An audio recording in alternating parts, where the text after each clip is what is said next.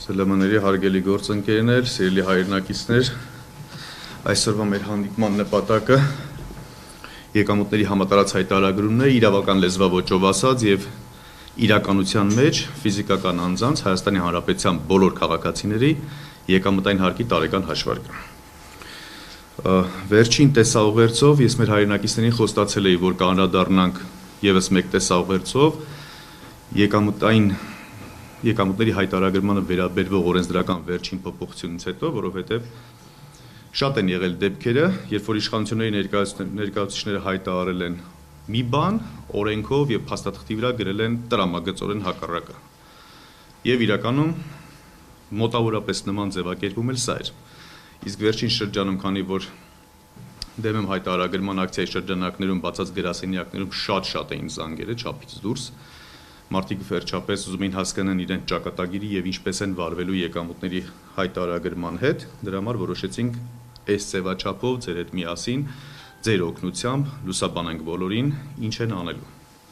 Մինչև հիմնական ասելիքին անցնելը վիճակագրական ընդհանրապես մի քանի տվյալ նշենք ու անցնենք առաջ։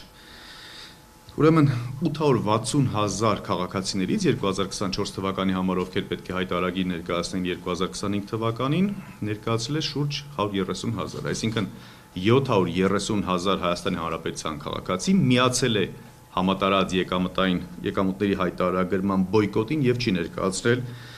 ֆիզիկական անձի եկամտային հարկի տարեկան հաշվարկը։ 860,000-ից մոտավորապես 130,000-ն է ներկայացրել։ 2025 թվականի համար դե բնականաբար թիվը ավելանալու է, որովհետև չափահաս Հայաստանի Հանրապետության բոլոր քաղաքացիները պետք է ներկայացնեն եկամտային հարկի տարեկան հաշվարկ։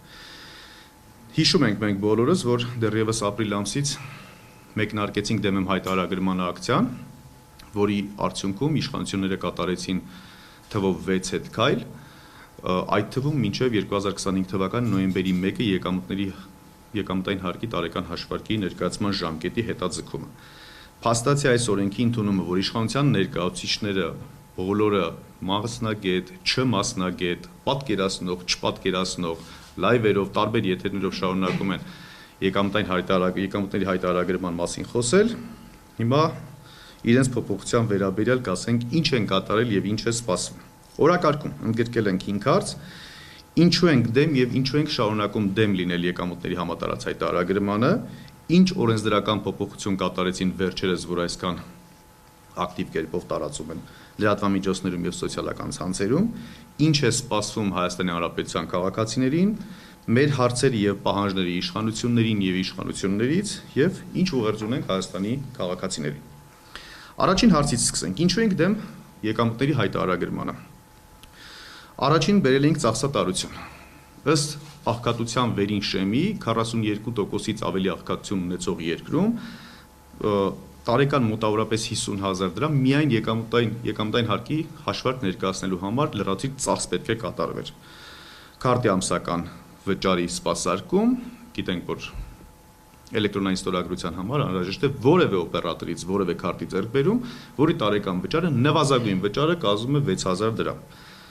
Բջջային հեռախոսի ձեռքբերում շատերի համար, նաև գիտենք, որ նոր սերնդի հեռախոսները չունեն քարտի բնիկի տեղ եւ փաստորեն պետք է նոր հեռախոս ձեռք բերեն մեր քաղաքացիները, որպեսզի քարտը մշտապես ակտիվ կարգավիճակում պահեն։ Հայտարարագրի լրացման ամսական կամ տարեկան միջին, այսպես 30,000 դրամ վճար, որպեսզի իրենց փոխարեն որևէ մեկը ներկայացնի, սա կազմում է շուրջ եւ էլեկտրոնային ստորագրության ակտիվացման տարեկան վճար։ Սա կազմում է շուրջ 50,000 դրամ յուրաքանչյուր քաղաքացու համար, որը նորից եմ կրկնում 42%-ից ավելի աղքատություն ունեցող երկրում ուղղակի աբսուրդ է։ Հաջորդը ինչու ենք շարունակում դեմ լինել, որովհետեւ քաղաքացիների համար առաջանում էր խնդիրներ։ Քարտից քարտ փոխանցումների դեպքում, արտագնա աշխատանքի մեկնողների եկամուտների փոխանցումների դեպքում, գյուղատնտեսական արտադրանքի եւ շարունակական վերամշակվող արտադրանքի վաճառքի դեպքում բոլոր դեպքերում 20% հավելյալ հարկեր առաջանում։ Սա պետք է հիշել, որ օրենքով որևէ իրավական ակտով տվյալ գործարքներից հարկ ընդհանրապես չի առաջանում, բայց փնթի փաստաթղթավորման, այսինքն այսպիսի իրավական պահանջի առաջադրման պարագայում մարդիկ պետք է ուղղակի հարկային բեռի տակ մտնեին, որի պարտականություն չունեն, սա պետք է հիշել։ Եկամտային հարկը վերենացում անուղղակի հարկի, այսինքն բոլոր տեսակի փոխանցումները, նույնիսկ մեմեր էին, եթե կհիշեք, այդպես ռոլիկներ էին պատրաստելու տարածում էին, երբ որ 5 ընկեր կամ բարեկամներ միմյանց միջև 100,000 դրամի պարտքի մարումներ էին կատարում, այսինքն 100,000 դրամ եղբայրը փոխանցում էր հորեղբոր տղային, հորեղբոր տղան մորքուրի տղային, մորաքրոջ տղան փոխանցում էր ընկերոջի եւ այլն, նույն 100,000 դրամն է, որը 5 հոգի շղթայով յուրաքանչյուրից 100,000-ական դրամ պարտքով վերցել է, նույն 100,000 դրամի մասին է խոսքը։ Մինչև վերջնակետին հասնելը 100,000 դրամը յուրաքանչյուր դեպքում 20,000 դրամ հարկվելու արդյունքում փաստորեն 100,000 դրամը դառնում էր 0 դրամ։ Այսինքն ընդհանրապես պարտքի մարում է տեղի ունեցել, բայց 100,000 դրամը, որ գնա հասնի վերջնակետին փոխատուին, այսինքն պարտքը տրամադրողին, դառնում էր 0 դրամ հավելյալ հարկելու պատճառաբանությամբ։ Նաև առաջացնում էր պատասխանատվություն հարկային վարչական եւ քրեական պատասխանատվություն, դե նշվածը բնականաբար ավելորդ տեղը մարդկանց գումարները 20%-ով հարկելու պարագայում աղքատության խորացման էր հանգեցնելու, տոտալ վերահսկողություն է սահմանում իշխանությունը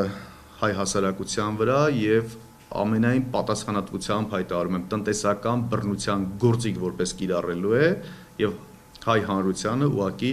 մահակ է, այսպես տնտեսական մահակը ձեռքը բռնած, տնտեսական մահակը վերածելու քաղաքական մահակի, սոցիալական մահակի եւ այսպես շարունակ բոլորին անհատապես մշտական վերահսկողության տակ է պահելու։ Հանգեցնելու է նշված արտագաղթի ծավալների ավելացման, ներգաղթի ծավալների կրճատման եւ բանկային գաղտնիքի տիրապետման, որը ամենավտանգավորն է այս պարագայում։ Հաջորդ կետով ինչ են իշխանությունները փոփոխել հոկտեմբեր ամսին վերջին օրենսդրական փոփոխություններով։ Հիշում եք, որ ասում էինք հայտարարիչը ներկայացնելը ենթադրում է 3 տեսակ պատասխանատվություն՝ վարչական, քրեական եւ հարկային պատասխանատվություն։ Վարչական պատասխանատվությունը հանեցին։ Այսինքն այն հարցերը հարգելի քաղաքացիներ, որ մեր գրասենյակներին զանգահարում եւ դիմում եք կամ ինչ շատ տեղերում հարցնում եք, ինչ է հասնում եկամուտների հայտարարագիրը չներկայացնելու համար 5,000 դրամ, 10,000 դրամ եւ կային նաեւ սոցիալական որոշակի խմբերում համար տուգանքի 50,000 դրամ էր, սրանք բոլորը չեղարկվել են։ Որևէ մեկը ձեզ չի կարող տուգանքի ենթարկել։ Վարչական տուգանքի մասին է խոսքը։ Որովհետեւ ներդրվել է եկամուտային հարկի տարեկան հաշվարկի ՊԵԿ-ի կողմից նախալրացման ինստիտուտ, սա գիտեք, նախալրացման ինստիտուտը այնպիսի պաթոսով են արտասանում, կարծես ինչ որ յուրահատուկ գործողություն են կատարել։ Տվյալները, այսինքն աշխատավարձային տվյալները,